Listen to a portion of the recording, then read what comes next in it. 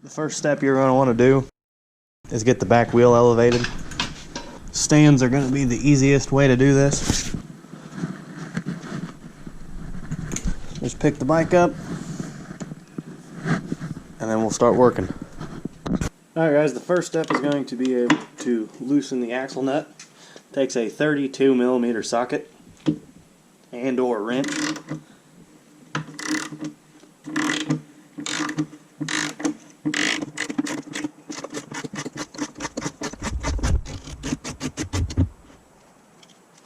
Then we'll want to set aside the 1/2 inch ratchet and the socket for a moment.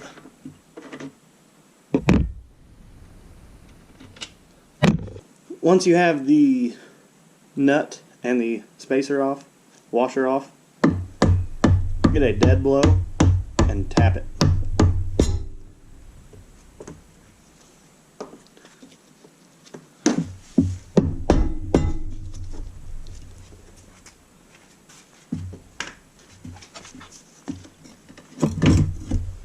Come around from the other side, give the axle a little pull, lift the tire up when you do it.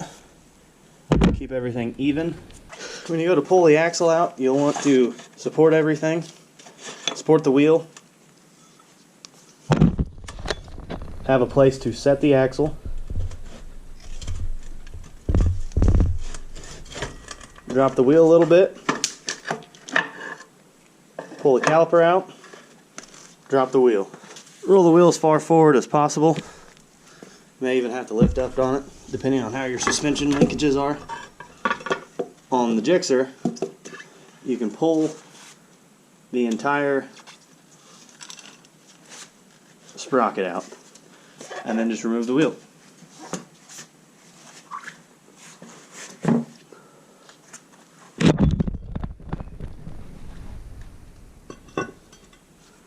One important step when you get the wheel off is to put the axle back through, put the spacers back on. And on the Gixxer there are 3 of them.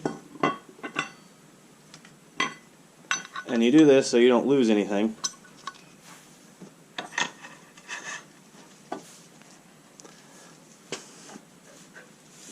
You want to throw your chain back through so it doesn't ride the ground and collect dirt and dust.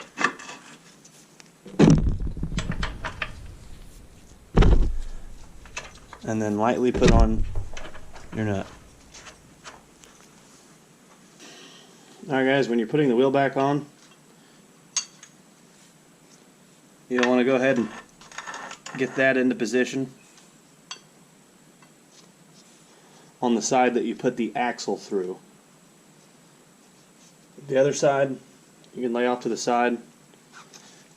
On the 2014 Gixxers there are 3 spacers. I went ahead and coated that with white lithium grease too. You put the middle spacer, go ahead and get it in position. Get the wheel, the sprocket slides right up back in here. Make sure you get the spacer or you will wear out wheel bearings much faster. The other spacer is right there.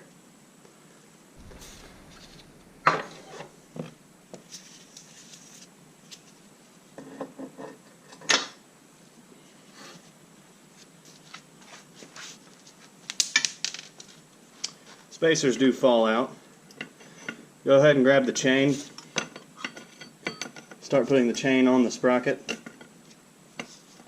For this step you'll most likely have to lift your back tire to get it all the way on.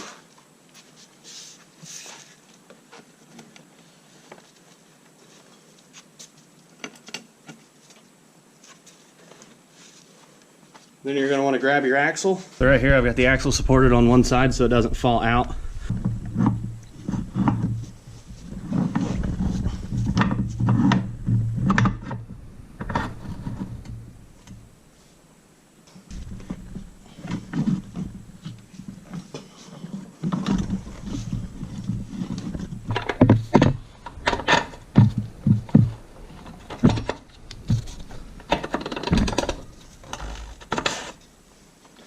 I I lift the tire with my feet, gets everything into position.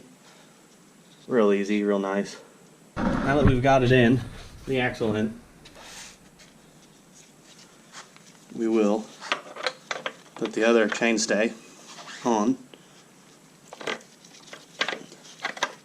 Push the tire over just a tad, put the washer on, put the nut on.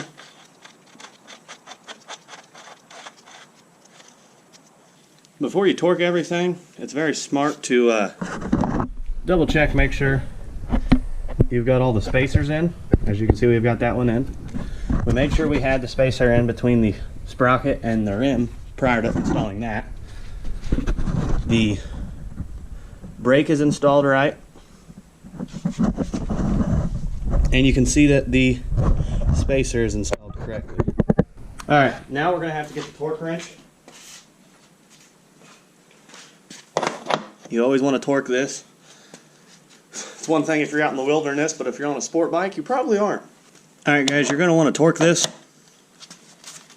Torque spec is 72.5 foot-pounds. You're going to want to torque this.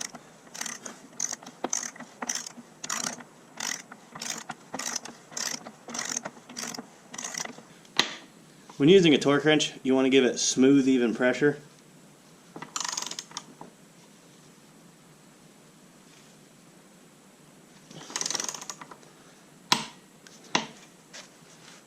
Just like that, and then you're done.